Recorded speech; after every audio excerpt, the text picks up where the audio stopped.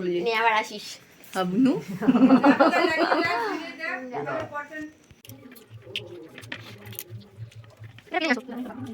Hello my lovely family, কেমন আছো সবাই? আশা করছি সবাই খুব ভালো আছো। আমিও খুব ভালোই আছি। পম্পাস ব্লগে তোমাদের নতুন একটা ব্লগের সঙ্গে অনেক অনেক ওয়েলকাম জানিয়ে আজকে ব্লগটা স্টার্ট করছি। তো সারাদিনটা যা করছি সবটাই শেয়ার করছি, ভিডিওটা স্কিপ না করে সম্পূর্ণটা দেখতে থাকো। আশা করছি তোমাদের খুব ভালো লাগবে। তো চলো আজকে সারাদিনটা যা করছি সবটাই শেয়ার করছি, দেখতে থাকো। তো দেখো সকালবেলা এখন আগের দিনে রাত্রে যে পিঠে বানানো হয়েছিল সেই পিঠে দিয়ে এখন মাংস দিয়ে খাবো। মিনাদের ঘর থেকে মাংস দিয়ে গেলো, বাবা কি তাই দিয়ে খাবো। এগুলো কি বলো তো, এই পিঠেগুলো কি বলো তো একটু গরম। টুম্পার ডাকদা টুম্পারা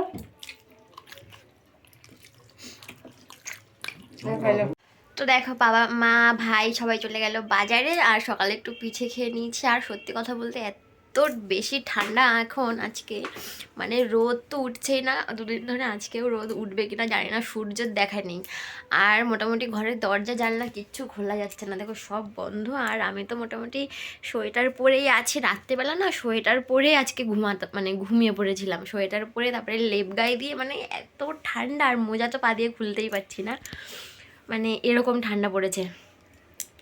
তো দিদি তো আছে, জামাইবাবু আসবে একটু পরে, দুপুরবেলার দিকে আসবে জামাইবাবু। তো তাদের জন্য একটু স্পেশাল কিছু অ্যারেঞ্জ না করলে হয় বলো? তো সেই জন্য সবাই মিলে গেল বাজারে।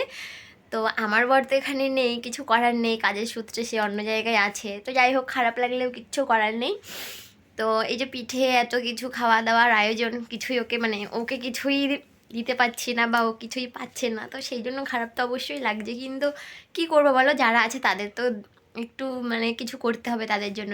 আমার জামাইবাবু সেইভাবে শ্বশুরবাড়িতে আসে না কাজের জন্য, ওনারও কাজ ছুটি থাকে না, সেই জন্য তো আজকে আসছে। তো দেখা যাক মা কি স্পেশাল অ্যারেঞ্জমেন্ট করে তার। বাবারে তোর ঘাম বার হয়ে গেছে দেখি, টাক ফাক ভিজে গেছে। আমি বলি মা আসুক, তারপরে মামিরে ডাকবে এখানে মা। ওই দিন আমি আর কিছু বলি নাই। তো বাজার দিয়ে সে এখন বাড়ি এসে পৌঁছাতে পারেন দেখুন। তো দেখো বাজার দিয়ে চলে এসছে মা, তা সে মুরগি কেটে নিয়ে এসছে বলে ঘরে আর ব্যাগটা তোলা গেল না, বাইরে বসেই সব কিছু বার করতে হচ্ছে। ওরে সাংঘাতিক চিংড়ি মাছ, এই চিংড়ির বড় চিংড়ি আমাদের বাড়ি হয়, কত বড় বড় হয় এই চিংড়ি মাছগুলো, তো ছোট ছোট চিংড়ি মাছ, বড়টার দাম বেশি। এগুলো কত করে নিচে? তাহলে এইগুলো যদি 400 টাকা করে নেয়, আর আমাদের ওই বড় বড় চিংড়ি তাই কিরম। দেখো মা বাজারগুলো বার করছে, এই যে ঠান্ডা এতই, এখন একটু একটু রোদ বেরোচ্ছে না গো। দু রকমের চিংড়ি মাছ, এই যে আর কি মুরগি মা, এটা বড়াল মুরগি নিয়ে এসছে। এটা দেখো, এই যে চিংড়ি মাছ। তো মুরগি কাটা হবে বলে সেই জন্য এখানে গরম জল বসিয়েছি। দেখো এই হাঁড়িটা দেখে কেউ কিছু মনে করো না, কারণ এই হাঁড়িটাতে শুধু গরম জলই করা হয়, আর এই শীতকালটাতে এই হাঁড়িটা ব্যবহার করা হয়, এমনি সময় আর কিছু করা হয় না। তাই গরম জল বসিয়েছি শুধু, দেখো এই যে হাঁড়ি ভর্তি গরম জল। আর এইখানে সেই মুরগি চিংড়ি মাছ সব ঢাকা দিয়ে রেখেছি গরম জল করে নিয়ে। তারপরে ভাই মুরগিটা কেটে দেবে, আর আমি আর মা দেখি, মা যদি বলে যে চিংড়ি মাছটা কেটে দিতে, তো আমি চিংড়ি মাছটা কেটে দেবো, নাহলে মাই কাটবে।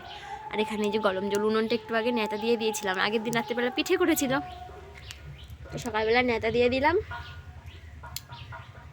তো এখন আবার গরম জল করা হচ্ছে, যদি বাইরে রান্না করে তো করবে, দেখা যাক। ফোটা দেখো না, ওইটা লাগবে না তো, না গো, এদের মনে হয় টাকা দিয়ে নিয়েছে।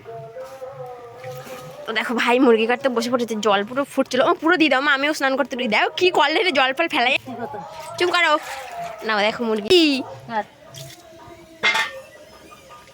মা ওর মধ্যে থেকে আরো জল দিতে হবে, তাহলে এখানে জল দিয়ে দেখো না, লাগবে এই জলটা। ওটা কি ঠান্ডা? ওটা ঠান্ডা।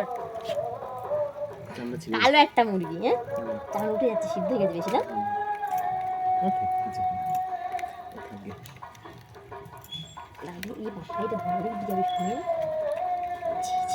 কালো মুরগি, এটা হলো বড়াল মুরগি, পোলট্রি না, বয়লা।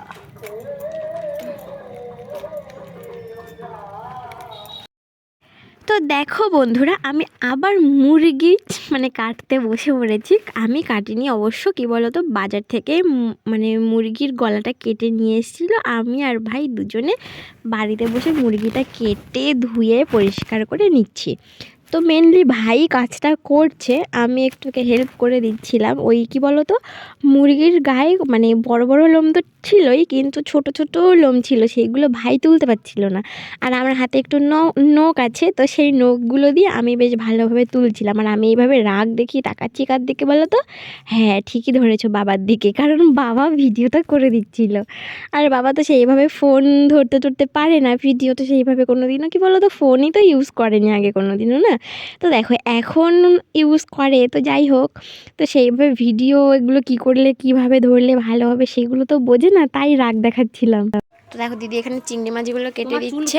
পাকতো এত তাড়াতাড়ি?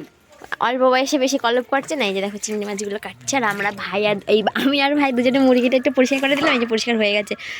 এর মধ্যে ছোট ছোট লোম ভর্তি ছিল। দেখাস তো।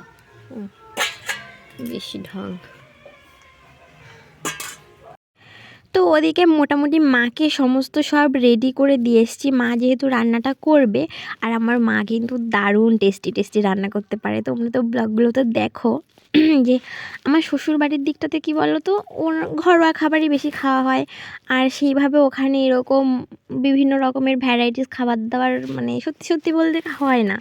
আর মানে কি বলবো, ওনারা সেটাতে অভ্যস্ত নয়।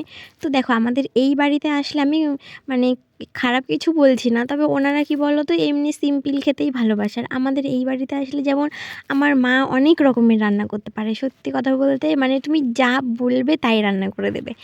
সেই জন্য করে খুব ভালো লাগে। তো দেখো ওখানে মাকে সব রেডি করে দিয়ে আমি দিদির একটু আইব্রো থ্রেডিং করে দিচ্ছিলাম। দিদি কি বলো তো, অন্য কোথাও দিয়ে না থ্রেডিংটা করতে চায় না।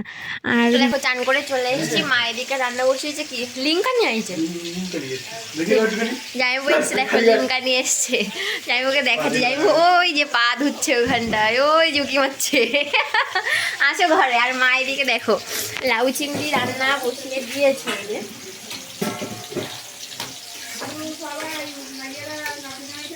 আর এই যে মাংসের আলুটা ভাজা হয়ে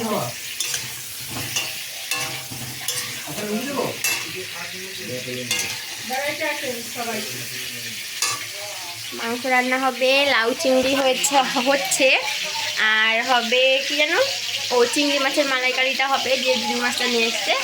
আর বোধহয় বেগুন ভাজা হবে, এই হবে রান্না। গরম করে তো একটু হেল্প করে দিচ্ছি, মা একটু ফোনে কথা বলছে, ছোটো পিসিমণি ফোন করেছে তাই। গরম জলে স্নান করেন তো? তো দেখো জামাইবাবু পৌষ সংক্রান্তি মানে যেদিনকে পিঠে বানানো হয়েছে সেদিনকে জামাইবাবু আসেনি, কারণ পৌষ মাসের শেষ দিন ছিল। আর যেহেতু দিদির পৌষ মাসটা আমাদের বাড়িতে পড়েছিল, তো সেই জন্য দিদি এখানে এসেছিলো আর জামাইবাবু ছিল বাড়িতে। তো তাই জন্য সংক্রান্তির পরের দিনকে জামাইবাবু এসছে। আর রীতিমতো মানে জামাইকে যত্ন না করলে হয় বলো? তো যাই হোক, আমার মা তো রান্না করতে ব্যস্ত, মা আমাকে বলে বলে দিচ্ছে এই কর ওই কর, এইভাবে দে। তো সেইভাবেই আমি জামাইবাবুকে সব সাজিয়ে গুছিয়ে দিয়েছি। আর জামাইবাবু দেখো পিঠে দেখে বলছে, আমি এত পিঠে খাবো কী করে, আমি এত পিঠে খেতেই পারবো না। আর এত পিঠে খেলে আমি দুপুরে তো ভাতই খেতে পারবো না, তো সেই জন্য করে একটু কমিয়ে নিতে বলছিল।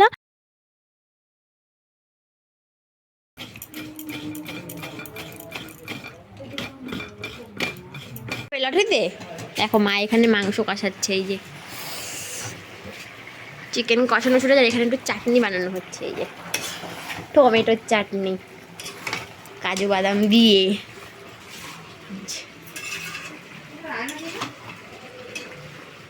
আয়না বাথরুমে তুমি নিয়ে গেছিলিস নাকি? এই যে এই যে এই যে এই যে কি কই দাও, তুমি কি কইলো? দেখো চিকেন কষানো হচ্ছে। মা যে চিকেনটা কি করে কষায় এত নরম হয়ে যায় দেখো। ফিরেই ফেলাইবো, এই জন্য ইয়ে করবে না। কি কত টাকা বাজছিল জানবো না। আর এখন আমি ভাত বসাতে যাব, তাই জন্য চাল আনতে যাচ্ছি। তো দেখো এখানে মায়ের রান্না কমপ্লিট, এখানে অনেক কিছু অ্যারেঞ্জ করেছে, সবটা তোমাদের একটু পরে শেয়ার করছি, দেখাচ্ছি। আর ভাই এখানে স্যালাডটা কাটছে, ভাই কিন্তু স্যালাডটা খুব ভালো কাটে। তো যাই হোক, এইসব কাজগুলো আমি আগে করতাম, এখন ভাই অনেকটা কাজ শিখে গেছে, অনেক কিছু করতে পারে ভাই।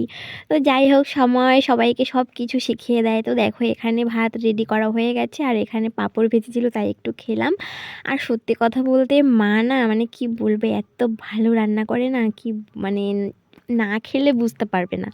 মায়ের রান্না সবার কাছে ফেভারিট, কিন্তু কি বলতো, সত্যি সত্যি মায়ের ও, আমার হাতের হাতে এটা রান্নার আমি একটা করি আলাদা নাই। জাদু আছে।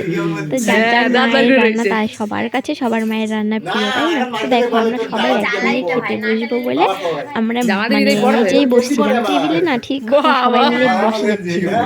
তো দেখো এখানে আমি তাই জন্য কাপড় ওড়না এগুলো সব বিছিয়ে দিচ্ছিলাম। হ্যাঁ, তো পড়বে, তা কি সবাই হয়েছে? এখানে বসবে আর আমি একটু পরিবেশন করছিলাম। মা আমাকে ওইদিকে গিয়ে মানে গুছিয়ে দিচ্ছিল। মা বলছিল তুই একটু জামাইবাবুকে দে আর তারপরে বস। তো দেখো এখানে সবাইকে দিয়ে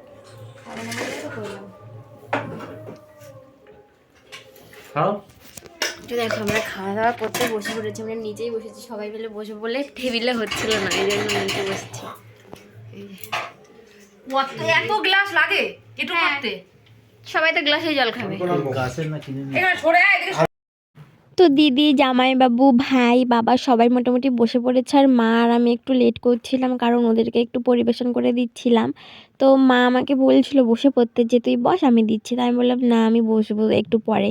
আমি ভাবছিলাম কি বলতো যে মায়ের সঙ্গে একসঙ্গে বসবো, তা মা এত তাড়া দিল আর সত্যি কথা বলতে আমার খিদেও পেয়ে গেছিলো আজকে সকালে। সেই কোন সকালে 2টো পিঠে খেলাম, তোমরা তো দেখলে সেই চিকেনটা দিয়ে, আর কিন্তু মাঝখানে সেইভাবে কিছুই খাওয়া হয়নি। তো আমারও ভীষণ খিদে পেয়েছিল। তো দিদি বলছিল সবাই একসঙ্গে বসে পড়, তো আমি একটু দেওয়া মানে একটু দিয়েও সবাইকে, তারপরে আমি ভাবলাম বসি, তাই জন্য আমি একটু ওয়েট করছিলাম। আর সত্যি কথা মনে মনে চাইছিলাম যে মা আর আমি একসঙ্গে বসবো, কি বলো তো, মানে মা লাস্টে নাহলে একা একা মায়ের খেতে হবে সেই জন্য, কিন্তু আমাকে খুব মানে বকাবকি করছিল বলে আমারও বসে পড়তে হয়েছিল। তো খেয়ে দিয়ে নিয়ে তারপরে তোমাদের সঙ্গে আবার কথা বলছি, দেখতে থাকো। দেখো মাংস আর লাউ চিংড়ি, চিংড়ি মাছের মালাইকারি। ও মা এই রান্না যার কিছু রান্না হয় না? আর চাটনি পাপড় চাটনি পাঁপড় ওই নিয়ে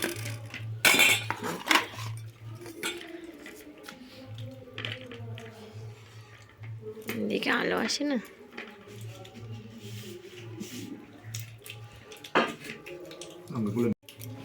দেখো এখানে রান্না কী কী হলো সবটাই তো তোমাদের সঙ্গে শেয়ার করলাম। আর ওই যে ভাতটা গোছানো দেখছো, ওইটা কিন্তু আমার ভাত গোছানো। তো এখানে চিংড়ি মাছগুলো না মানে দেখতে এত ভালো লাগছিলো, সত্যি কথা বলতে কি ও তোমার তো তাই। তো খেয়ে দিয়ে এসে একটু পান খেলাম, দুজনে পান খেয়ে রোদ্রে এসছি, রোদ্রে বসলাম একটু, এত ঠান্ডা লাগছে। তো দিদিও আসবে, দিদি সবে খেয়ে উঠলো, আমাদের একটু আগেই হয়ে গেল। তো জামাইবাবু এসে একটু রোদ্রে বসেছে, আমি এখন একটু রোদ্রেই বসে থাকবো, শোয়া যাবে না এখন।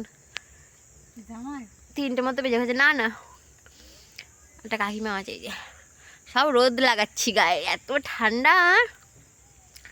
কিরম ঠান্ডা, কিরম এইখানে বেশি ঠান্ডা বলে নিবু আমাদের এখানে ঠান্ডা এখন সব জায়গায় ঠান্ডা, সত্যি তাই। সব জায়গায় ঠান্ডা কাকে দেখাচ্ছ? ভিডিও করছি। ও ভিডিও না জামাইরে বলতে। না না জামাইরে না, এমনি ভিডিও।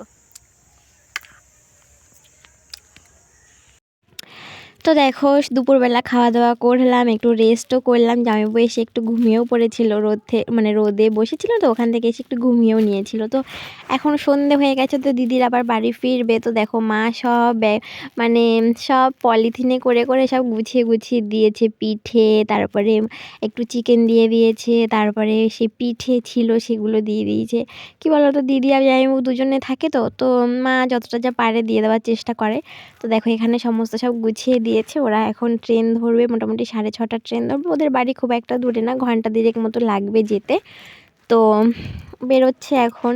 তো সত্যি সত্যি বলতে কি বলতো, এবারে না মনটা ভীষণ খারাপ লাগছিলো, কেন জানি না। তো এই যে মানে এই যে যাচ্ছে, ধরো আর কবে দেখা হবে, অনেক দিন পরে পরে দিদির সঙ্গে দেখা হয়। আমি বাপের বাড়িতে এসে থাকি ঠিকই, কিন্তু কি বলতো দিদি সেইভাবে তো আসতে পারে না, কারণ জামাইবাবুর তাহলে খুব প্রবলেম হয়, খাওয়া দাওয়া করতে খুব সমস্যা হয়। তো সেই জন্য যে দিদি এসে সেইভাবে থাকতেও পারে না। তো আরেকটা মন খারাপের কারণ আছে, সেটা হলো যে এই যে দিদির সঙ্গে দেখা হচ্ছে, এরপরে আমার সেই তোমাদের দাদার ওখানে যাওয়ার কথা আছে, জানি না এখনও কবে কি যাব। তো ভাবছি যে আর কবে দেখা হবে নাকি, সমস্ত সব কিছু নিয়ে না জানি মনে ভীষণ হয় মনটা খারাপ লাগে। যাবে না? নিহারদা ফোন করছিল, তখন বলে কিনা যাবে না, ও তাহলে আমরা চলে যাই। নিয়ে আবার আসিস। আবনু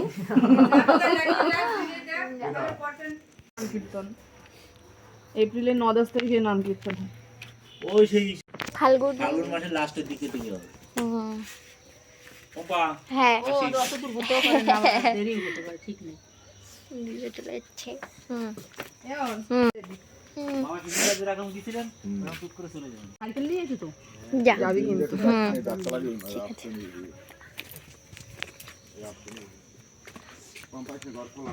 আমাদের রাস্তা পর্যন্ত